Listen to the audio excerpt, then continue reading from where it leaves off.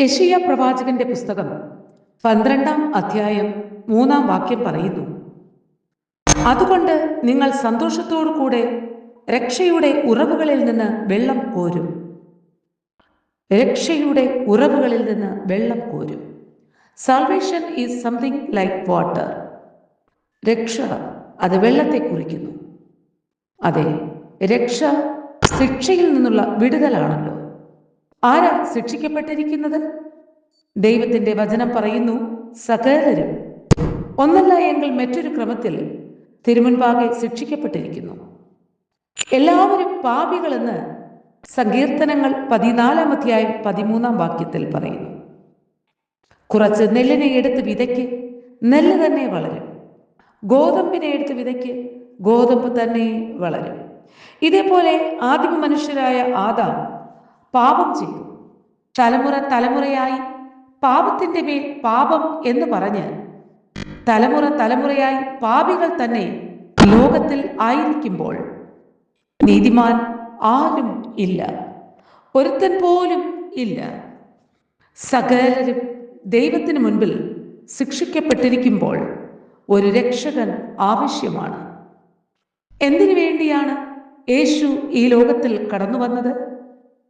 സ്വർഗത്തിൽ വസിച്ചവനായ ദൈവം, സ്വർഗാദി സ്വർഗത്തിൽ അടങ്ങാത്തവനായ ദൈവം.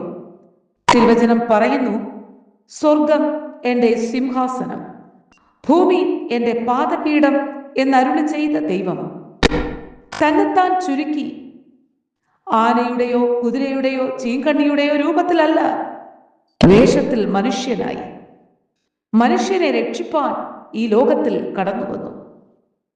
ഇന്ന് പകൽക്കാലം മനുഷ്യരാകുന്ന നിങ്ങൾ കേൾക്കട്ടെ, മൃഗങ്ങൾ മിണ്ടാതിരിക്കട്ടെ, മനുഷ്യർ കേൾക്കട്ടെ. മനുഷ്യനാകുന്ന നിന്നെ രക്ഷിപ്പാൻ ദൈവം മനുഷ്യനായി, മക്കൾ ജഡരക്തങ്ങളോടുകൂടെ കൂടിയവർ ആകൊണ്ട് അവനും ജഡരക്തങ്ങളോടുകൂടെ ഉള്ളവനായി ഈ ലോകത്തിലേക്ക് വേഷത്തിൽ മനുഷ്യനായി കടന്നു വന്നു. അവനാണ് കർത്താവായ യേശു. പാപം ഇല്ലാത്തവനായി യേശു ജീവിച്ചു. പാപം ഒഴികെ നമുക്ക് തുല്യനായി സകലത്തിനും അവൻ പരീക്ഷിക്കപ്പെട്ടു.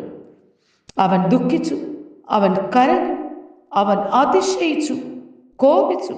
പക്ഷേ മനുഷ്യനെ പോലെ പാപം ചെയ്തില്ല.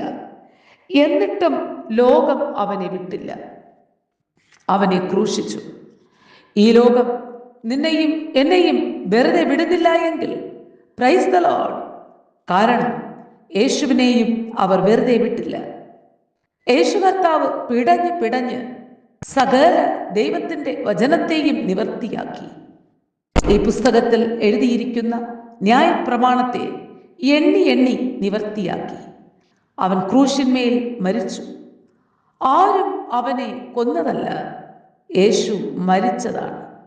കർത്താവായ യേശു മരിച്ചു. എന്നിട്ടും കഥ തീർന്നില്ല. ഒരു പടയാളി കടന്നു വരികയാണ്.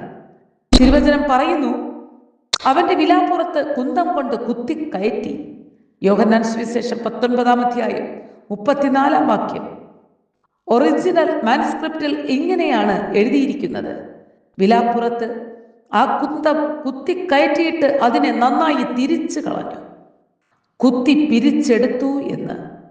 അപ്പോൾ അവസാനത്തെ തുള്ളി രക്തവും പുറത്തേക്കൊഴുകി. തിരുവചനം പറയുന്നു, ജലവും പുറത്തേക്ക് വന്നു. രക്തം നിന്റെ സകല പാപത്തെയും കഴുകി ശുദ്ധീകരിക്കുന്നു. ജലം ദൈവത്തിൻ്റെ വചനമാകുന്നു. Have a blessed day.